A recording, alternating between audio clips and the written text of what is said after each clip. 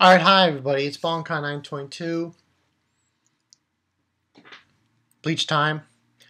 Last week's Bleach review. Now, there's been some certain debate about Rukia. Now, listen. Okay, I'm gonna nip it in the bud right now. Nip it in the bud.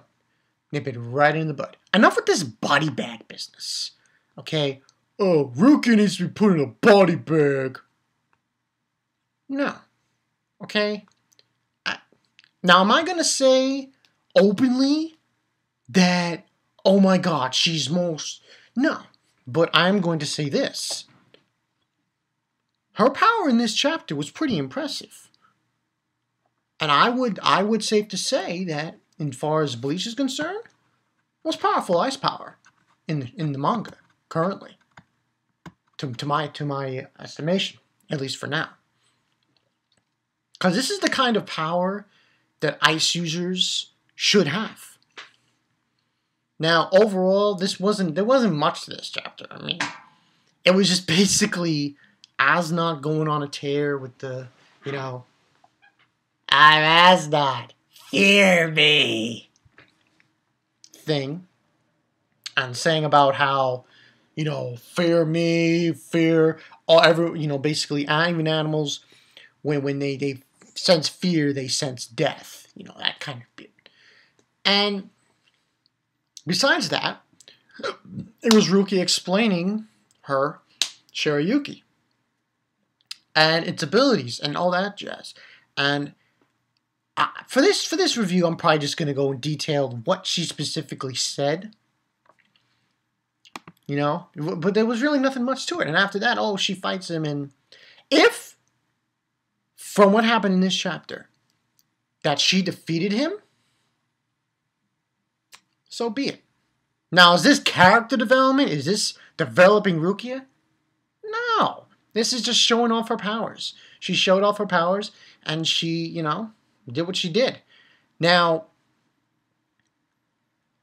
the reason I said the whole body bag thing, listen, nothing against Luffy the Super Saiyan, but enough. Enough with the body bag thing. Come on. Okay, let's bygones be bygones and state it right now. True. Rukia as a whole, Rukia as a character as a whole, yeah, she doesn't get that much development. True. That doesn't mean you have to go out and say she belongs in a body bag.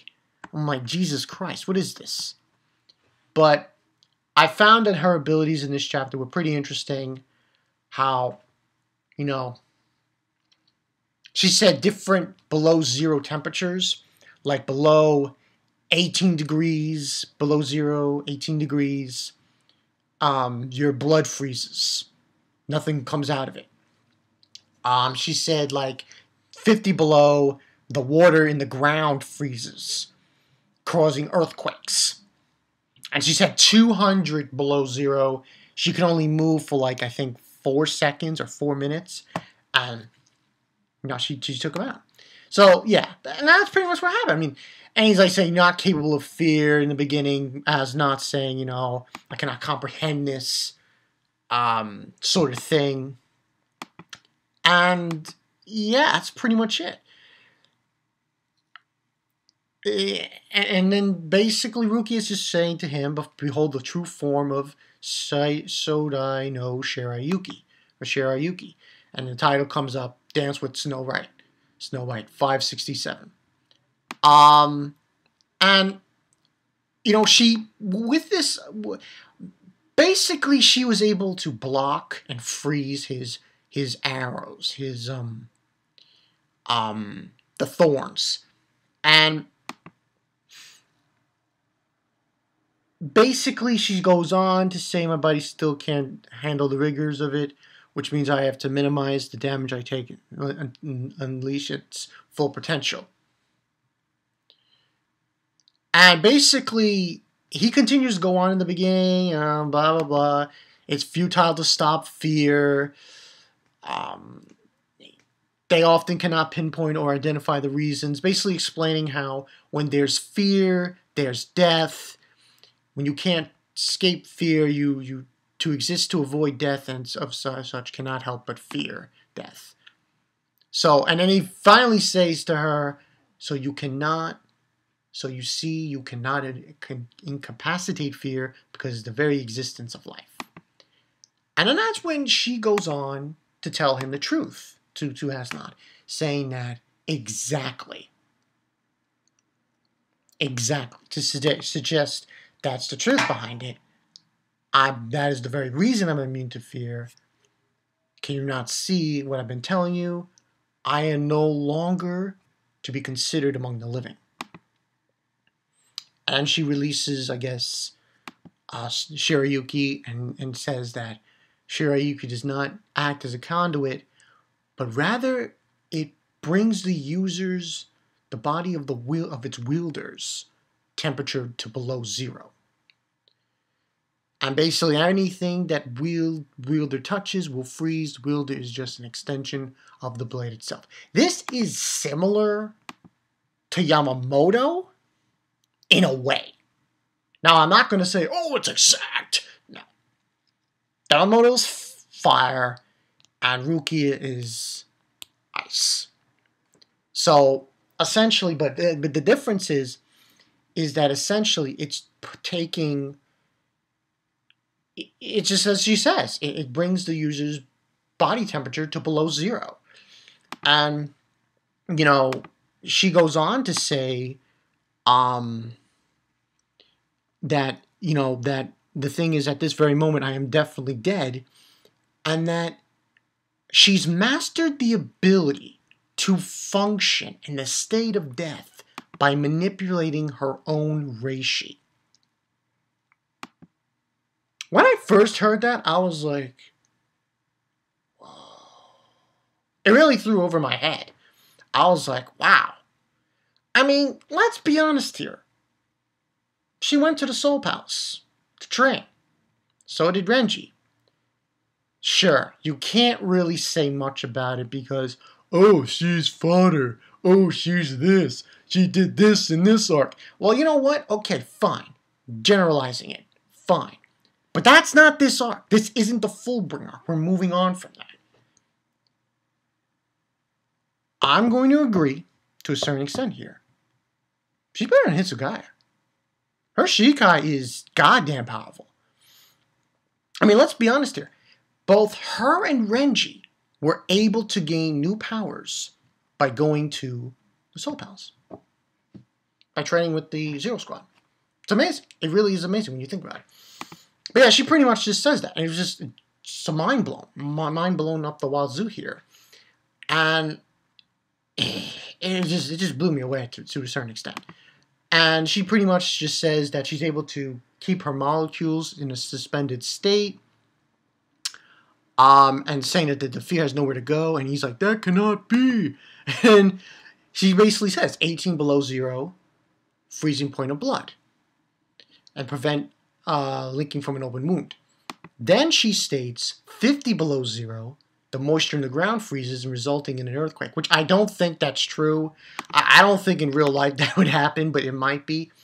I might have to research on that. If 50 below 0 that happens. And then she says like 200 below 0? Absolute 0? Don't blink. In this state I only have 4 seconds. 4 seconds to use this ability, and then she just uses it, and boom!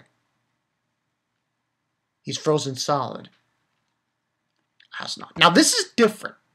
I'll be perfectly honest here. This is different from beforehand because it's absolute freezing. Absolute. Sort of similar. I don't want to bring up Fairy Tail here. To Silver and Fairy Tail, part of Tataros. It's the same concept. You freeze the body completely at that temperature. Absolute 0. And she just freezes him. And that's pretty much the end of the chapter. And he says, I think, what does he say? Fear, his final thoughts as he freezes, so this is what it feels like to fear. And that's the end of the chapter of 567. Overall, the power is interesting. I like the way this was done. The reason why I'm going to go further in this review is to address Rukia's character. Now, it's like last week, the last week in the J room, it has been going on and on and on about it with certain people. And I'm like, no one's saying she's higher than Captain. And people who are saying that, no, that's stupid. But my review last week, I just said give her due in a certain way.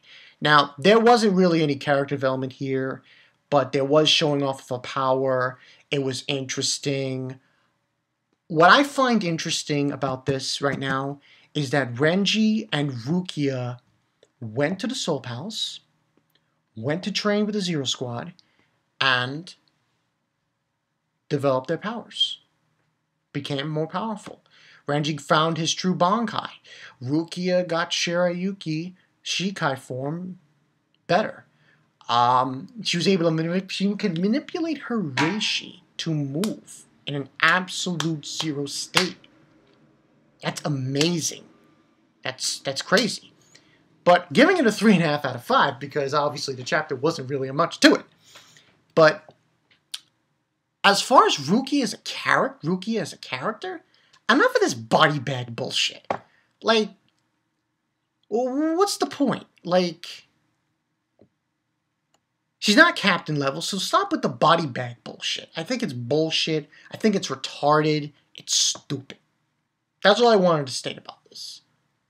Because I think Rukia's power was good in this chapter. Chapter doesn't get a high rating, obviously, because there wasn't much to it. It was just Asnot going on about fear, Rukia showing her power, explaining her power, and using it against Asnot. And if she defeats him, so be it. If anyone, I'm just saying this, just putting it out there, says this is an ass pull, I disagree. I disagree. I don't think it's an ass pull. I really don't.